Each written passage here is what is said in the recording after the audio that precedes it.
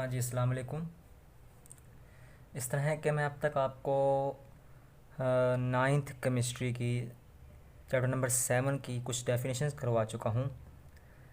जैसा कि इसमें इलेक्ट्रोकेमिस्ट्री हमने पढ़ी, स्पॉन्टेनियस रिएक्शन की डेफिनेशन देखी, नॉन स्पॉन्टेनियस रिएक्शन की तारीफ़ देखी, इसके अलावा ऑक्सीडेशन और रिडक्शन रिएक्शन की मुख्तलिफ डेफिनेशंस देखी।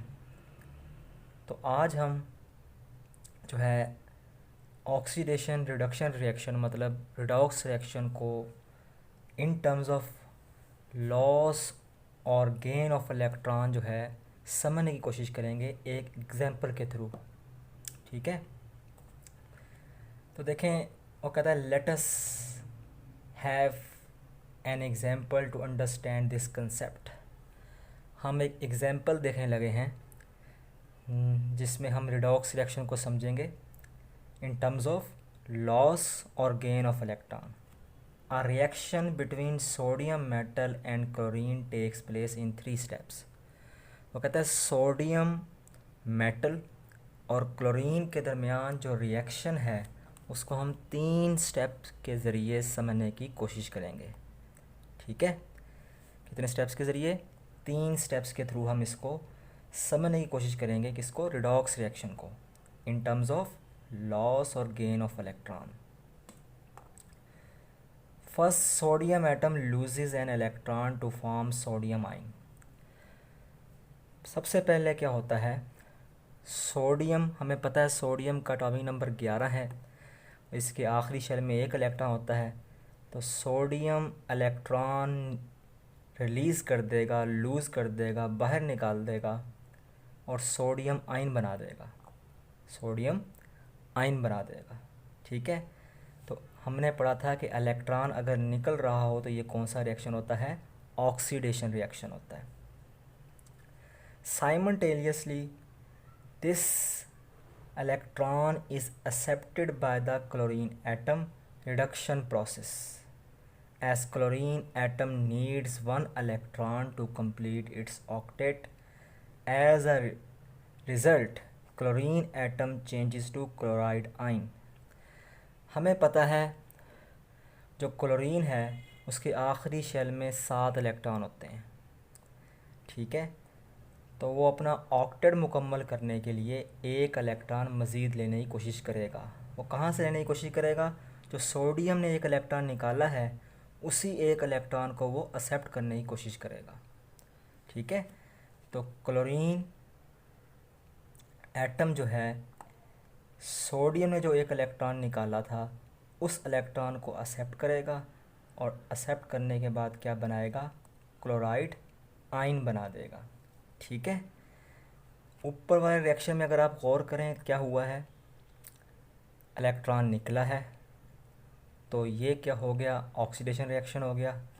और नीचे वाले रिएक्शन में क्या हुआ? इलेक्ट्रॉन क्लोरीन एटम ने एक्सेप्ट किया है, इससे से ये क्या बन जाएगा? Reduction reaction.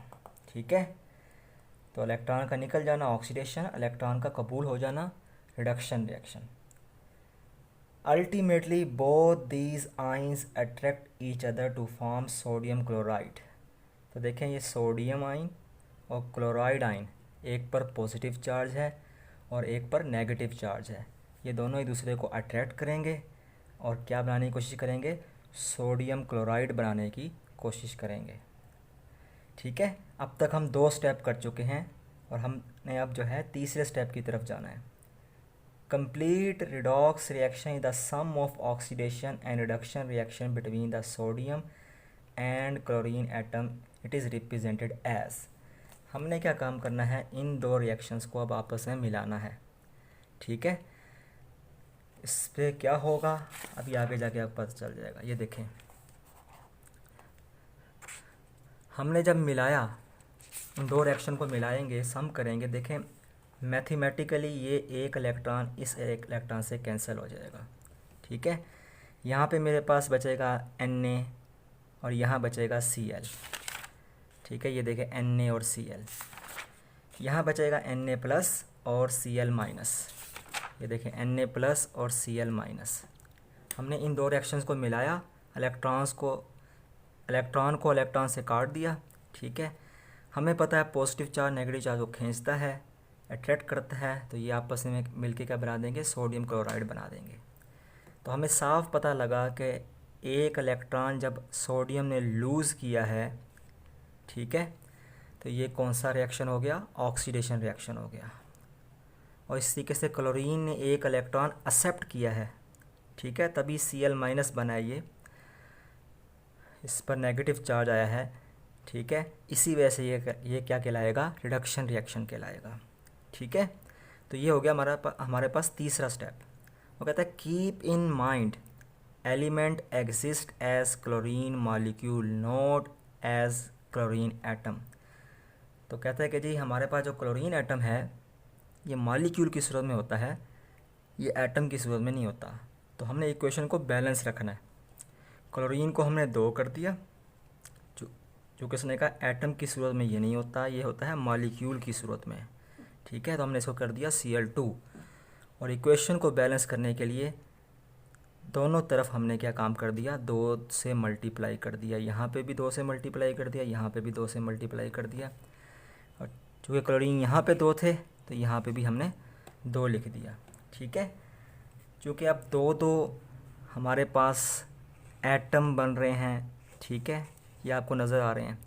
इस वजह से अब आपने यहाँ पे ज़िक्र ये नहीं करना कि हमने लूज़ 1 इलेक्ट्रॉन किया है। अब हमने इलेक्ट्रॉन कितने लूज़ किए हैं, 2 इलेक्ट्रॉन लूज़ किए हैं, चूँकि हमने इक्वेशन को बैलेंस करने के लिए 2 से मल्टीप्लाई किया था, ठीक है। तो इलेक्ट्रॉन चूँकि 2 लूज़ किए तब भी ये ऑक्सीडेशन रिएक्शन है सोडियम वाला, ठीक है। और क्लोरीन वाला जो है चूँकि हमने 2 इलेक्ट्रॉन गेन किए तब भी ये क्या है, रिडक्शन रिएक्शन है, ठीक है। तो अब तक आपने ऑक्सीडेशन रिडक्शन रिएक्शन को समझने की कोशिश की और आपको साफ पता चल गया कि ऑक्सीडेशन क्या होती है। ऑक्सीडेशन होती है एडिशन ऑफ ऑक्सीजन। अगर हम ऑक्सीजन ऐड कर दें, हाइड्रोजन निकाल दें, इलेक्ट्रॉन निकाल दें किसी एटम में से, ठीक है, तो ये क्या बन जाता है, ऑक्सीडेशन रिएक्शन। और रिडक्शन रिएक्शन कौन सा रिएक्शन होता है कि हम ऑक्सीजन को निकाल दें, हाइड्रोजन को ऐड कर दें किसी रिएक्शन में, या इलेक्ट्रॉन को ऐड कर दें, या इलेक्ट्रॉन को ऐड कर दें, ये क्या बन जाता है, रिडक्शन रिएक्शन बन जाता है। तो अब तक जो है मैंने जो आपको समझाया है, मैंने आज आपको रिडॉक्स रिएक्शन समझाने की कोशिश की। मतलब ऐसा रिएक्शन जिसमें ऑक्सीडेशन भी हो रही थी, रिडक्शन भी हो रही थी, ठीक है, एक एग्जाम्पल के थ्रू। वो कौन सी एग्जाम्पल थी, सोडियम क्लोराइड की एग्जाम्पल थी, ठीक है। किसके लिहाज से, इन टर्म्स ऑफ लॉस और गेन ऑफ इलेक्ट्रॉन। हमें इस एग्जाम्पल में 2 बातें नज़र आईं, या तो इलेक्ट्रॉन निकल रहा था या इलेक्ट्रॉन गेन हो रहा था। तो आई थिंक आज का टॉपिक आपको क्लियर हो चुका होगा। तो आपने इसको बड़े अच्छे तरीके से तैयार कर लेना है, ठीक है। तो ये टॉपिक आपका यहाँ से स्टार्ट होगा और यहाँ तक ख़त्म हो जाएगा। और ये जो 3 आपको पॉइंट्स नज़र आ रहे हैं, ये असल में क्या है, समरी है जो अब तक हमने पढ़ा है, ठीक है, ऑक्सीडेशन और रिडक्शन के हवाले से। बहुत बहुत शुक्रिया।